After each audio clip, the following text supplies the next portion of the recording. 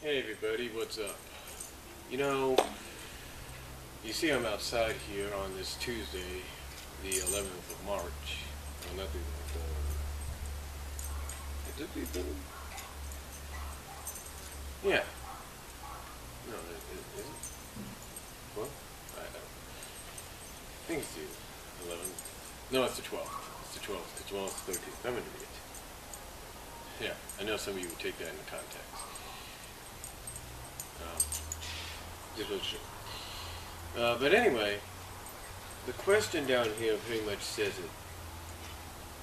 It says right here, why did Ian Flynn change Metal Sonic in Sonic Universe 50? Well, pretty much exactly the reason he explains. You know, TSSZ picked up on this, and you know, Ian Flynn mentioned it in his own forums, as message boards. Basically, why the reason he made Metal Sonic the way he did, the reason he presented him in the manner that he did, was due to the fact that, you know, as he says, it's a licensed book, and if you're using licensed characters, you got to present them in the way they're meant to be presented. Now, I know some people may go out and say, well, wait a minute, they've done Metal Sonic before, and they haven't really said anything. Well, different time, different era, different generations. Yeah. Different generations, folks. You see, just because back in the day when Penders and,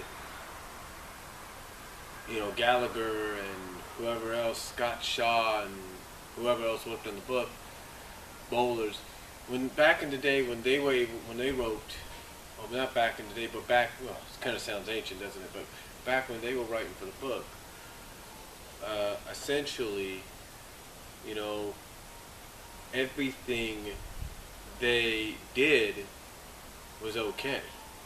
You know, it was obviously, it was a different staff, different head honchos over at the Sega, if you will. But again, different time, different era. Nowadays, things have changed. Nowadays, you have a lot of people, a lot of younger fans, believe it or not, that when they see Metal Sonic,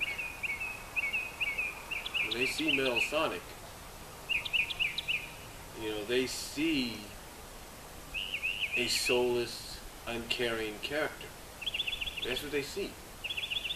Basically, from what is being told, that's what they see. And essentially, since this is the 20th anniversary of Sonic CD, the first CD, one of the very first Sega CD games ever, and the anniversary of one of the most popular, if not the most popular, and most well-renowned, and probably one of the top-selling video games of all time. You know, of course you're going to have someone like Sega say, hey look, this is the 20th anniversary of our most successful Sonic title, if not the most successful Sonic title in history.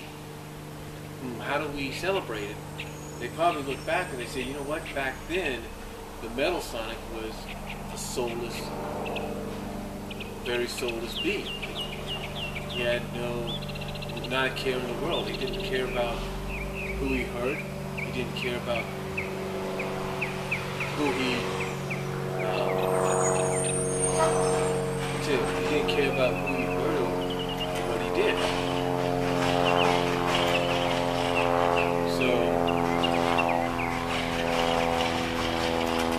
playing and grass city truck is coming. But anyway, he didn't care what, he was just a mindless, as they put it, near mute. Hold on for a second.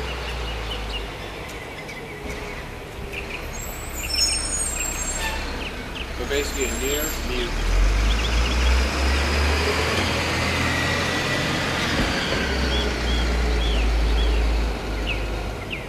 basically a near mute, you know, take his orders, do what he has to do machine. Very soulless, very uncaring. Basically, that's basically what Ian Flynn said. That's what Sega wanted. And all because, basically, in my personal opinion, I'm sure anybody else would wonder this as well.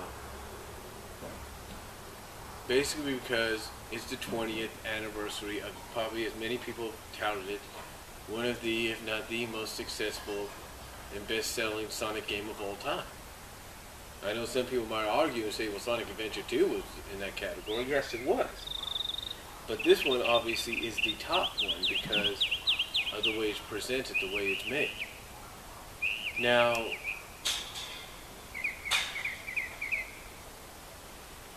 some might say, well, again, some might say, well, why now? Why make the change now? Why didn't they make the change beforehand? Again, I think it's mainly because it's the 20th anniversary. And when you, and especially also, and I know some people hate hearing this, but when you have a younger generation of fans getting introduced to these characters, and one of the things they hear about with a character like Metal Sonic, that it's a soulless, uncaring individual, uncaring machine, only ordered to do what it needs to do, and that's basically destroy and hurt.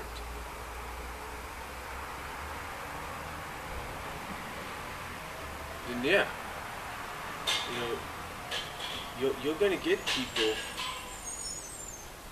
Then yeah, you're going to get some people not happy about this. But then again, it's all about the fact, like I said, it's the 20th anniversary of the game, and also it's to cater to the younger fans. We longtime fans. There's a lot of us out there.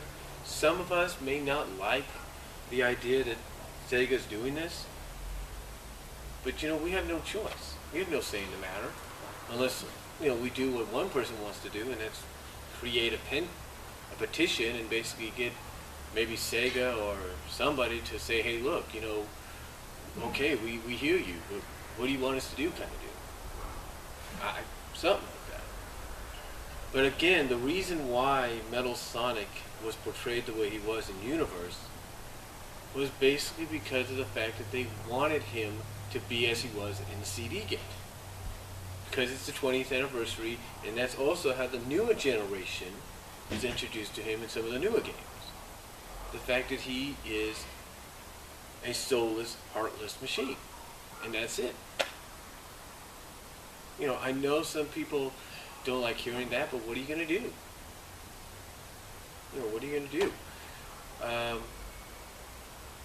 And one thing this person finds funny, and even TSSZ finds funny, is Ian Flynn has to be mute and mum about what's going on with the whole lawsuit, but yet he can come out and talk about this. And talk about how Sega, as he put it, dictated that he portray Metal Sonic the way they wanted it portrayed in Sonic Universe 50. So, yeah, he actually said dictates in this thing. So I'll provide a link to that and you can check it out yourself. But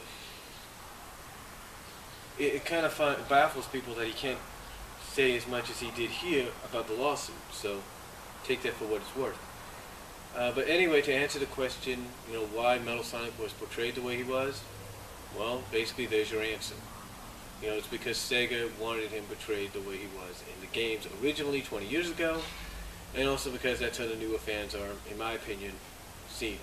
So let me know what you guys think. Comment down below, video respond if you want, and I'll talk to you all later.